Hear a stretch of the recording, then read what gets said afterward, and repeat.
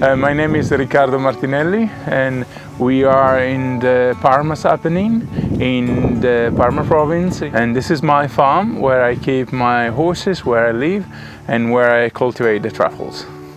I have a quite complex past because I have done a lot of job also around. I lived some years in London, and that's where everything started. I was working in finance as a financial trader. I did in an hedge fund, and then before I was in Chicago and Switzerland.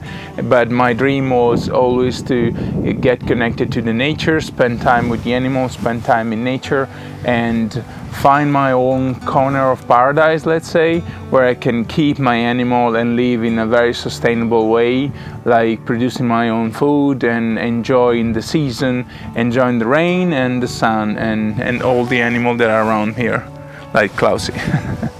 And my idea when I moved here, it was more a philosophical thing to get reconnected with nature and find an alternative way to live, not running in the hamster wheels, you know. By living this kind of life, I reconnected with nature and I found a deeper meaning and have much more time, you know, to enjoying life itself. Then I have to sadly remember to everybody that it's quite short, even if we think that it's super long.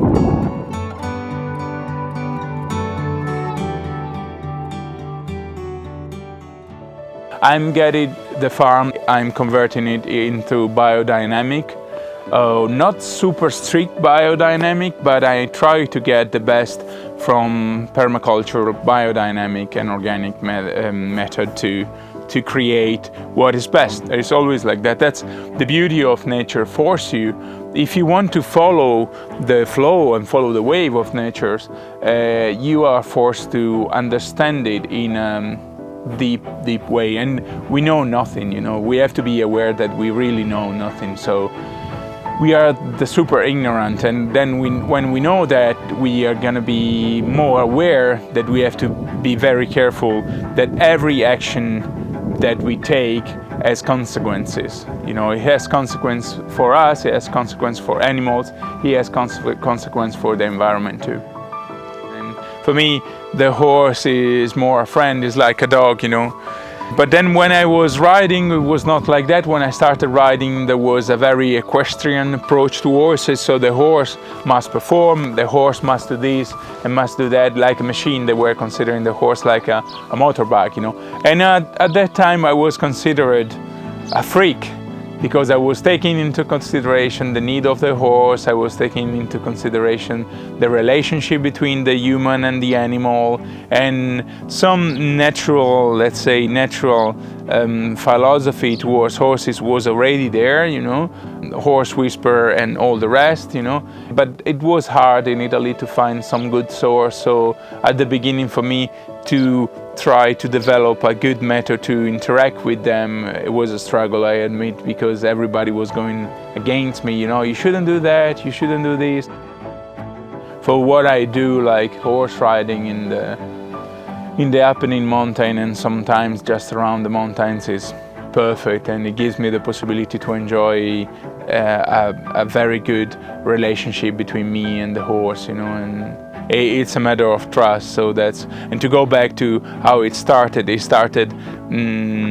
inconsciously, let's say, because it's a call for the ocean, for the mountain, and I had a sweet call for the horses, you know. I don't consider myself a horseman or whatsoever, and I just enjoy and stay with them, and I try my best to provide them the best life ever.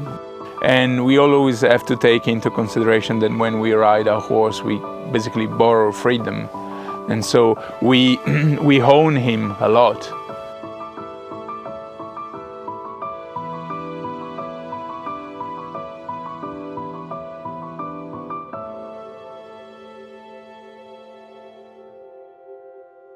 For me, silence is very important, you know, because every aspect that you can get from the nature, you know, on the hearing side, I wouldn't call it, I would consider it, silence, because is part of nature, you know. Sometimes when there is too much silence, and that kind of silence is the same silence that you can hear in a desert, but then still, if you pay attention, there is no silence neither there, you know. So it's kind of a state of mind, state of peace, you know.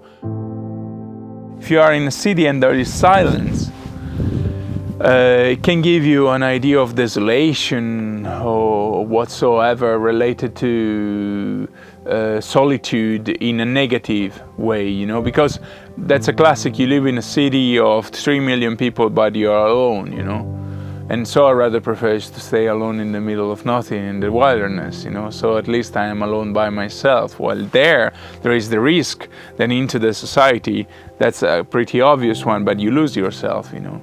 And that's very important. You, like I say, never against your nature, you know. It's very, very, very easy to feel and get trapped in this, you know, and to have your own freedom. And freedom, at the base of freedom, maybe somebody do not agree on this, but there is discipline. Because if you don't have discipline, it's very hard that you can achieve freedom, you know. Because if you cannot decide for yourself, somebody else will. And so if you don't do it right, you're gonna pay the price for the mistake. While if somebody decided wrong for yourself, you still pay the mistake, you know. But at least you do it by yourself, you know. At least you're gonna become responsible. So the minute you take the responsibility and you put discipline and effort on yourself, that's at that point you can get something nice and beautiful out of it, and you can become yourself. That is extremely important, to try to become the best version of yourself, you know.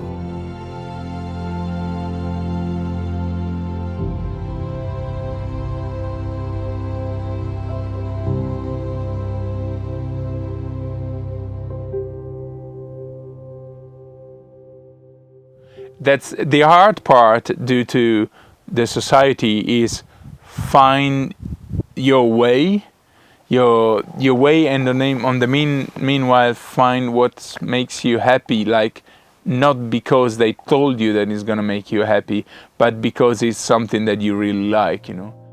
You get a lot of stimulus also from the city, sometimes too much, and it's harder to stay focused.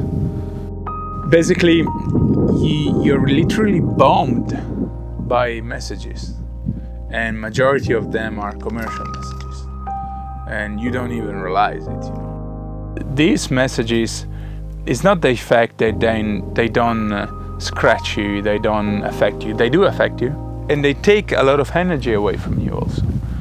This overstimulation is not natural. So when you get into this overstimulation situation, you get frustrated, you get stressed, you know, and you don't even know why. You know, the majority of the people that lives in this kind of chaos, they don't even know why, because they don't have the time to stop and think, you know, and so they just wander and they wander too much sometimes, because they didn't think before, but because society didn't allow them.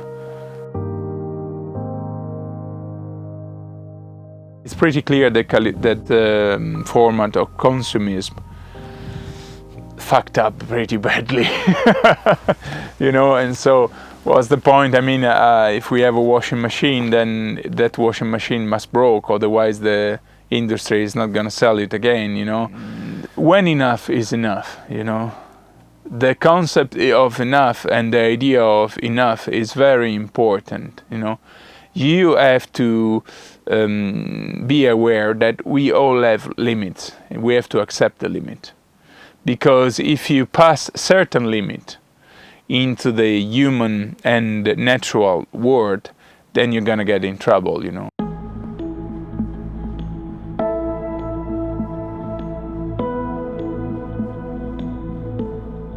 The very sad situation that we are facing now, you know, with the Ukraine war and this worry related to gas, you know, but that's the biggest worry should be the war itself, not the gas that is connected to that. But I understand, you know, that in a society as it is now. Without gas, without electricity, we don't perform, you know. And if we don't perform in this society, we're basically useless. And so that's why the society is, for me, a bit twisted in the wrong way, let's say, in a gentle way. If you imagine that you depend so much on energy, you went far away from humanity. But sometimes there are big contrasts in this aspect of the society, I think. For many people it's very hard because they are very afraid of change. That's the problem, you know. Change is something that we should embrace instead of being afraid of, you know. But the majority of the people don't embrace change. They are scared of change because they don't know. And actually, from what you don't know, you can get a lot, you know. Because at a certain point, you reach a level where something that you know is going to give you something more, but there is a certain roof, like a limit, a top, you know. After that point, you have to go into the unknown. And the unknown is unlimited. So you can get a lot out of it, and you get a lot of information, a lot of experience. That's how you grow and how you pursue your dream, you know. And also for me, when I started, when I was at high school, I studied agriculture, but I didn't grow up as a farmer, you know. But patience, dedication, devotion, it can get you wherever you want, you know. And you better decide to go to a place that you like. Because if you work very hard and you focus on this, you can get there, you know. And it doesn't matter what you want to do if it's gonna make you happy in the respect of other people and possibly nature.